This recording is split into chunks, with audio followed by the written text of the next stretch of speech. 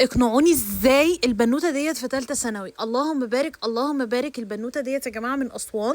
بصوا بتقول ايه: انا ثالثه ثانوي مفيش حد بيشجعني باي حاجه، حبيت اهدي نفسي هديه بسيطه، لانه الواحد ما يستناش هديه من حد، لازم يشجع نفسه ويهادي نفسه ويعرف انه الداعم النفسي لنفسه.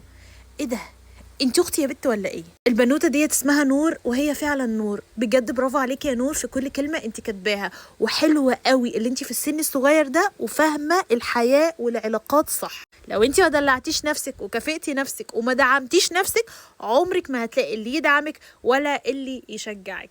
فبرافو عليكي يا نور، انا بجد فخوره بيكي وفخوره بكل البنات اللي زيك. انا هحاول ادعمك دعم بسيط كده بهدايا المتجر. اول حاجه هحطها لك حلويات المتجر، وده اكتر نوع لذيذ انا بحبه. واكيد هحط لك كارت المتجر، الكارت دوت فيه رساله حلوه جدا جدا ليكي يا نور. وكمان هحط لك هديه بسيطه، بس خليني احط لك حاجه بقى بينك بما انك لسه في ثانويه، حلوه دي للبنوتات. بصوا يا جماعه، هي طلبت ايه؟ هي طلبت فوطه الشعر الميكرو فايبر، اساسيه معانا بجد، هتغنيكي انك تستخدمي سشوار وهتنشف شعرك ومش هتسبب اي هيشان خالص. واخدت كمان مجموعه العنايه بالبشره، مجموعه اورجانتو الاربع قطع، غسول وكريمات كده هوت لترطيب البشره الصبح وبالليل، وكريم تحت العين. وهنا بقى نزل معانا المجموعه الجديده من اورجانتو، برضو غسول وسيرم وصن بلوك. واخر حاجه اخدتها بنيه الشعر الستان.